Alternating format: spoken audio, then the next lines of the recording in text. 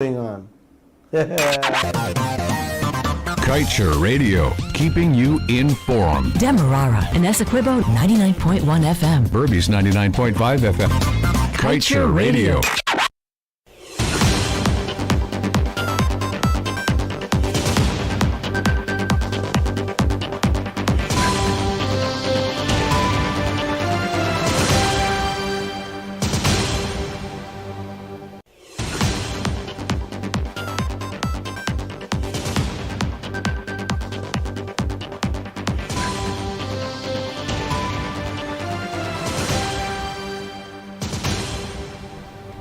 Good day, welcome to your news at noon on Kaieteur Radio. I'm Kevin Smith. Let's get to the news in detail.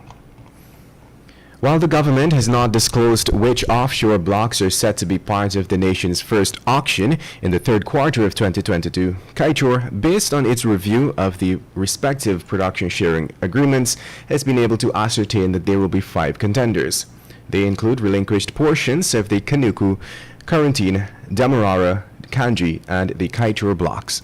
Importantly, no part of the Stabroek block would be included in the nation's maiden bid round, since the provisions of the 2016 contract only allow for 20% of the acreage to be relinquished after 7 years. It therefore means that a portion of the oil-rich block would only be surrendered to the state until 2023. Like Stabroek, the Kaieteur and Kanji oil blocks are operated by ExxonMobil's subsidiary, Esso. In the case of Kaieteur, 25% had to be relinquished in February 2021. This is yet to occur. As for Kanji, 20% was relinquished in 2019. And moving on, a civil society advocate and energy technologist Alfred Boulay said the president should find ways in getting more out of oil companies operating here, including insisting on a 50% returns on profits, rather than complaining that this country does not have money to fund renewable projects. Boulay, who holds a degree in applied chemistry and engineering, pointed out how the developed countries have safeguarded themselves, while Guyana is doing the opposite.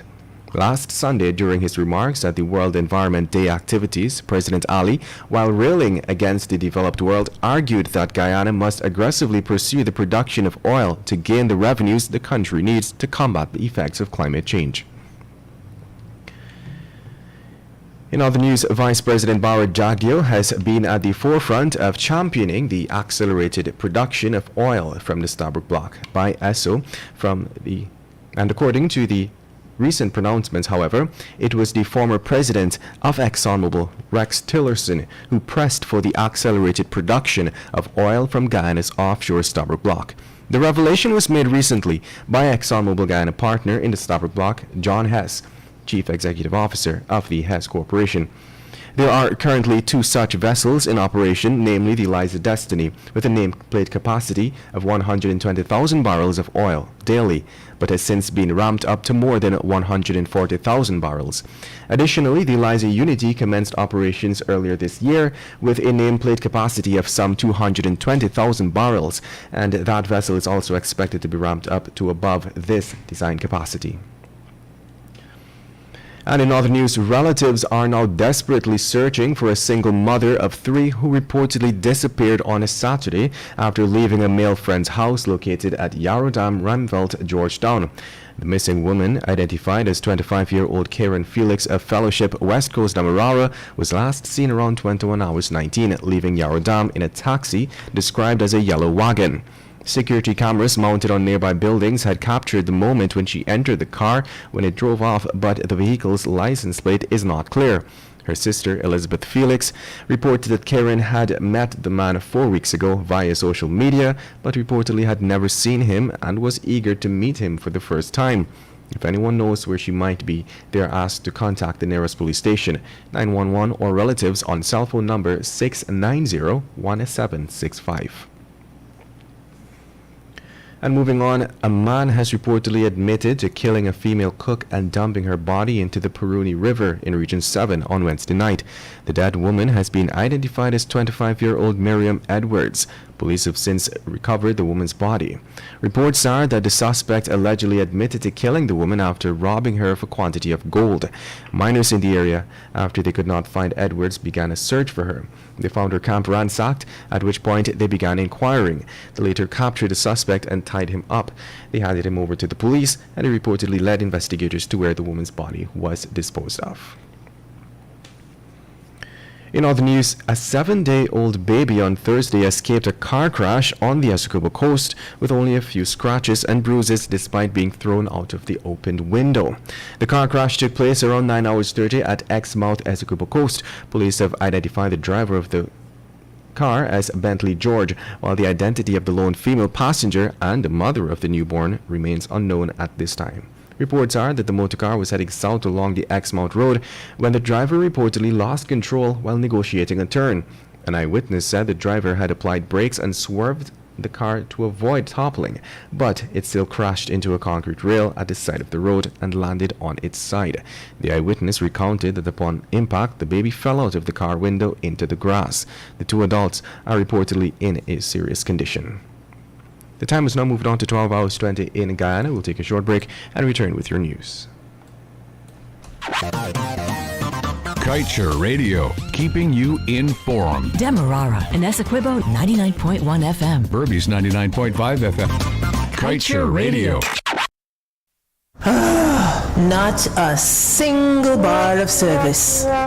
Not with us. Digicel officially has the best mobile coverage in Guyana. Ookla, the company behind Speed Test, recognizes Digicel as the network with the best mobile coverage in Guyana. Be it in Georgetown or in NI, we got you covered. Digicel, better together.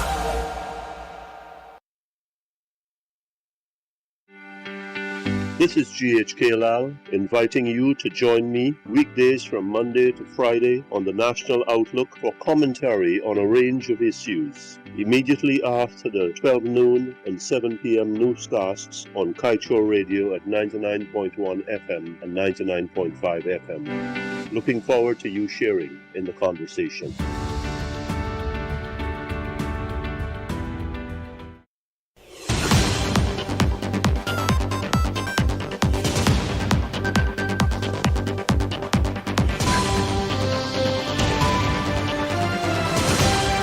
Welcome back to your news. A tactical services unit rank of the Guyana Police Force has found himself in hot water after investigations found out that he, a mechanic, and several other persons were involved in the hijacking of a white Toyota Premium motorcar last Sunday.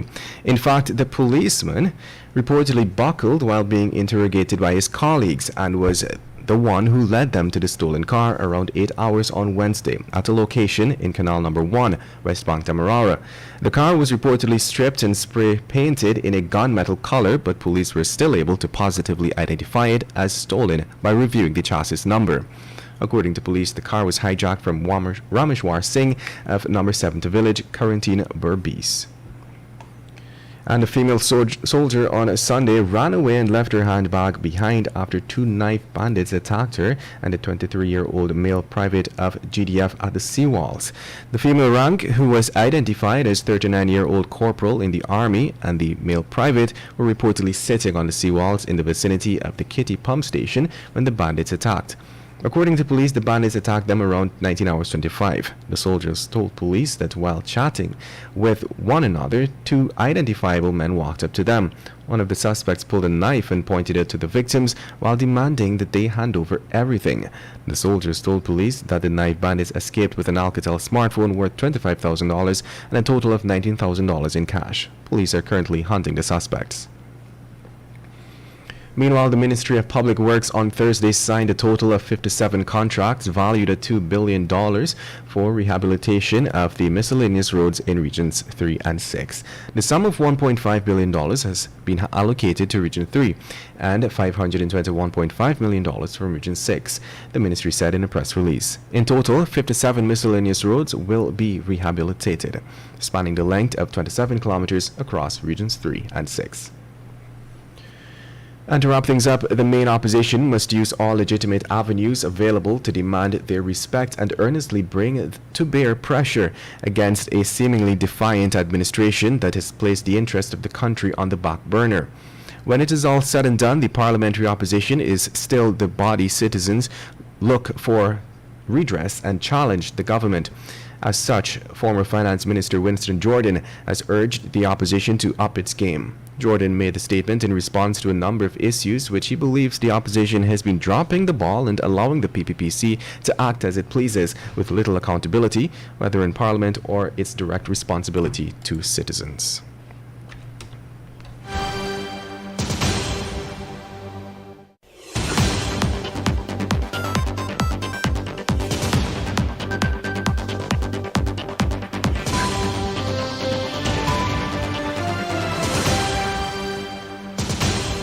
And at this time, we close things off with the page 7 of today's Kaieteur News. Everyone is boasting about Guyana's wealth except Guyanese. Oil and gas is the country's new black diamond. But can you imagine that this is the foreigners who are boasting about what they will benefit from, what belongs to Guyana? Yes, we understand that we are poor and do not have the finances to develop our own natural wealth, but this does not give the government and its oil partners the right to exploit and blatantly rob the Guyanese people. Is the government so out of touch that it cannot see that the country's meager gains and the rabbit food it is dishing out to the people are not reaching some of those who need the benefits the most? And why does the government continue to fool citizens with grand statements about Guyana's growth rate and increased GDP? Growth in GDP has no bearing on citizens' advancement if they cannot benefit from the resources they own. It's painful that Guyanese must live within their means, as the Vice President said, while the foreigners are boasting of their gains and calling on others to come reap from Guyana. Will our so-called leaders show some love? And that brings us to the end of today's News at Noon. I'm Kevin Smith. Thank you for listening. Want value for your advertising dollar? Then place your ads on Kaieteur Radio's newscasts. Streamed live on 6 different mediums, reaching hundreds of thousands. Advertise today and watch your dollar grow. Call us on 225-8465 or 226-8210 today.